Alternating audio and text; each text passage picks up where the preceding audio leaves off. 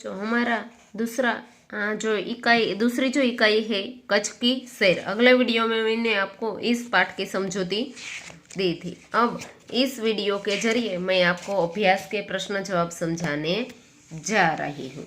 तो बच्चों, पहला अभ्यास का जो प्रश्न है, निम्नलिखित मुद्दों के संदर्भ में 4-5 वाक्य बोलिए। यहाँ 4 पेटा प्रश्न दिए गए हैं। मरुभूमि, रेगिस्तान, कच्छ के 3 बड़े शहर, कच्छ में स्थित धार्मिक स्थल, कच्छ के ऐतिहासिक स्थल। तो बच्चों, पहला जो है मरुभूमि, रेगिस्तान। मरुभूमि यानी कि रेगिस्तान को गुजराती में रण कहते हैं।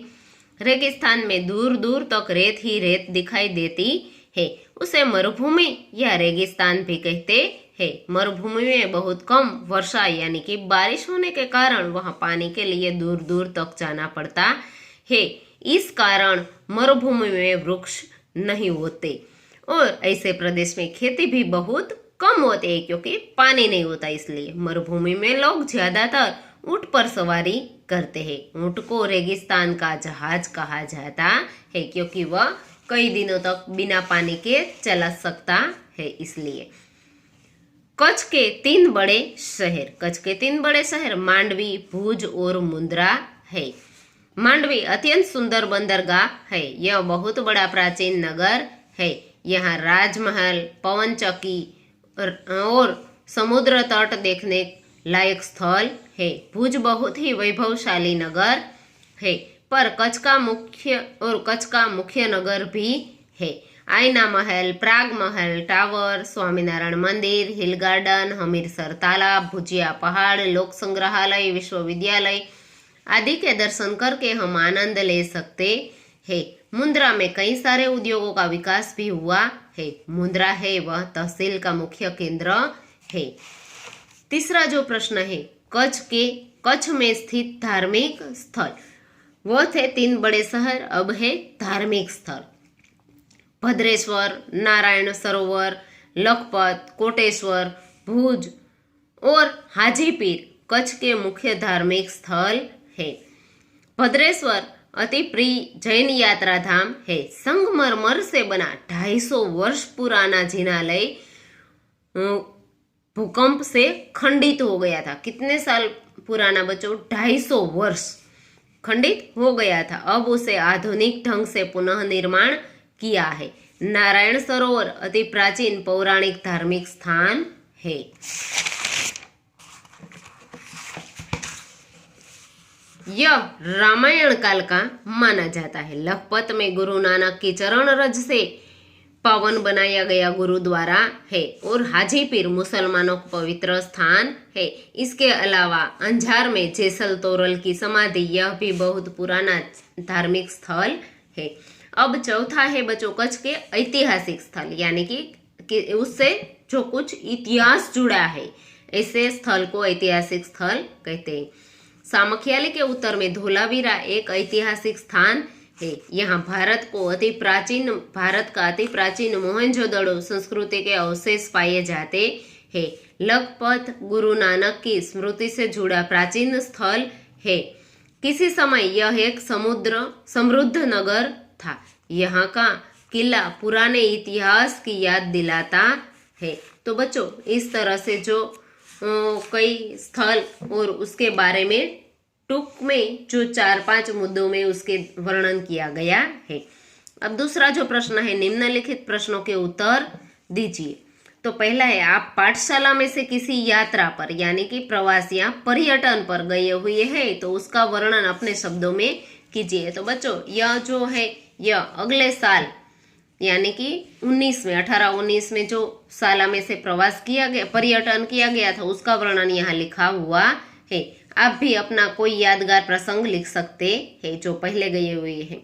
मैं और मेरी सखिया हम सब राजकोट के पर्यटन में गए थे। पर्यटन में हमें गोपाल यानी कि अमूल दूध डेयरी और प्रद्युमन पार्क और गांधी म्यूजियम गए थे।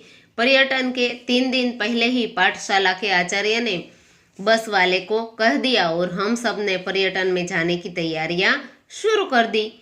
मैंने साथ में कुछ पैसे और सूखा नाश्ता लिया था। हम सब सुबह 7 बजे पाठशाला से निकल गए थे। हम सब पहले गोपाल यानी कि अमूल दूध डेयरी देखने के लिए गए थे।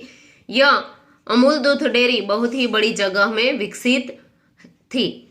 वहां दूध को गर्म करके उबालने के बाद उससे दूध के पैकेट, चॉकलेट आदि सब बनाए जा रहे थे। अमूल दूध डेयरी देखने के बाद हम सब गांधी म्यूजियम देखने गए थे। गांधी म्यूजियम के बारे में मैंने पहले ही बहुत कुछ सुना रखा था कि वहां नरेंद्र मोदी जैसे प्रधानमंत्री भी गांधी म्यूजियम देखने के लिए उनकी मुलाकात के लिए आ गए हैं। मैंने ये भी सुना है कि तारक मेहता का उल्टा चश्मा की टप्पू सेना और चंपक चाचा गांधी म्यूजियम देखने आए थे। कुछ समय के बाद हम सब गांधी म्यूजियम पहुंच गए। गांधी म्यूजियम पहुंचते ही हम सब बस से नीचे उतरे और हम सब ने लाइन में खड़े हो गए और हमने वहां बहुत बड़ा चरखा देखा। हम सब गांधी म्यूजियम के अंदर गए। वहां हमने बारी बारी से कई सारे कक्ष थे, उस सब कक्ष में जाकर देखा। मैंने एक कक्ष में गांधी जी की जीवनी की शॉर्ट फिल्म के रूप में प्रदर्शित किया गया था, वह देखा।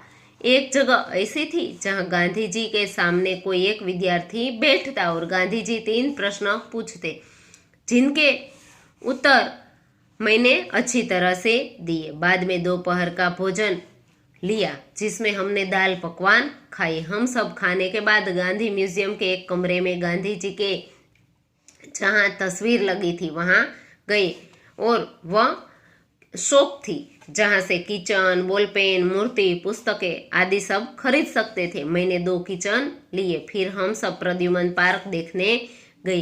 प्रद्युमन पार्क में सक्करबाग की तरह कई सारे प्राणी है। थोड़ी देर बाद हम सब प्रद्युमन पार्क पहुंचे। वहां हमने पाठशाला के आचार्य ने हमारी टिकट ली और फिर हम सबको टिकट दे दिए। हम सब प्रद्युमन पार्क के अंदर गए। वहां प्रद्युमन पार्क का नक्शा देखा। वहां हमने प्रद्युमन पार्क में घूमने के लिए 4 चोल वाली गाड़ियां थी, उसमें बैठे। हम सब प्रद्युमन पार्क देखने के लिए गए। प्रद्युमन पार्क में विशिष्ट प्रकार के पक्षी और प्राणी थे, जैसे कि सफेद रीछ, मोर, कछुआ, कौवा, कोयल, हिरन, बाघ, शेर आदि सब प्राणी और पक्षी थे। तो बच्चों, इस तरह से यह पाठशाला में की यात्रा पर किया गया जो वर्णन था वह उसने अपने शब्दों में लिखा हुआ है। दूसरा जो है, आपने की हुई किसी यात्रा का वर्णन करते हुए अपने मित्र को पत्र लिखिए। अब शायद आपको यही वर्णन आपको पत्र के स्वरूप में लिखना है तो भी लिख सकते हैं, और दूसरा कोई लिखना है तो वह भी लिख सकते हैं। देवसीभाई साकरिया, मुकाम ठांडणी वाया कस्तूरबा धाम, पिन कोड 360020, दिनांक 18/12/2019, तालुका जिला है राजकोट। यहाँ हम आज की तारीख भी लिख सकते हैं। यह पहले का है इसलिए यह तारीख दी गई है।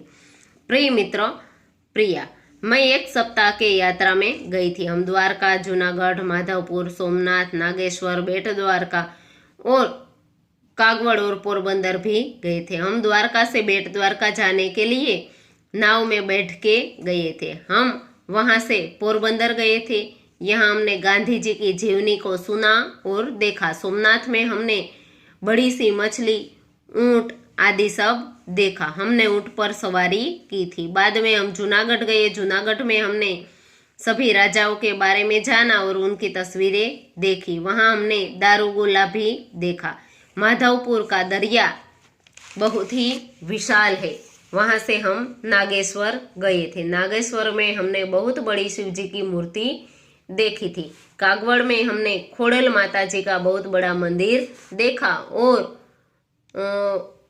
वहां रात होने वाली थी, इसलिए हम सब वहां से चल दिए और घर पहुंच गए। तो इस तरह से बच्चों, पत्र में क्या होता है कि पत्र में आपको शॉर्ट में लिखना होता है। तो इस तरह से आप लिख सकते हैं, तुम्हारी सखी संगीता। तीसरा जो प्रश्न है, दिए गए शब्द मिले ऐसी पहेलियों का निर्माण कीजिए। तो पहली जो पहेली है बच्चों वह सितारा के लिए लिखनी है।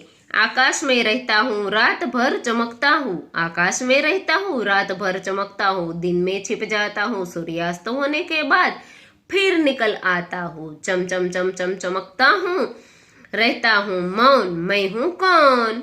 तो सितारा यानी कि तारा। दूसरी जो है वह हाथी की है।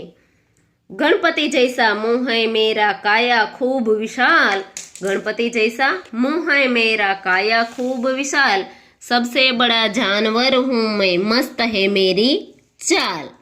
तो यह है हाथी। तीसरी है वह चिराग। मेरे रहने पर अंधेरे की नहीं चल पाती, मेरे रहने पर अंधेरे की नहीं चल पाती, मेरे दो साथी है तेल और बाती। तो चिराग। यह है पाठशाला। ज्ञान का मंदिर हूँ, ज्ञान का मैं मंदिर हूँ, सरस्वती का हूँ मैं घर, आओगे यदि मेरे पास पाओगे विद्या का प्रकाश। तो पाठशाला। तो बच्चों इस तरह से आप अभ्यास के प्रश्न जवाब लिख सकते हैं। अगले वीडियो में मैं आपको स्वाध्याय के जो प्रश्न जवाब है वह मैं समझाऊंगी।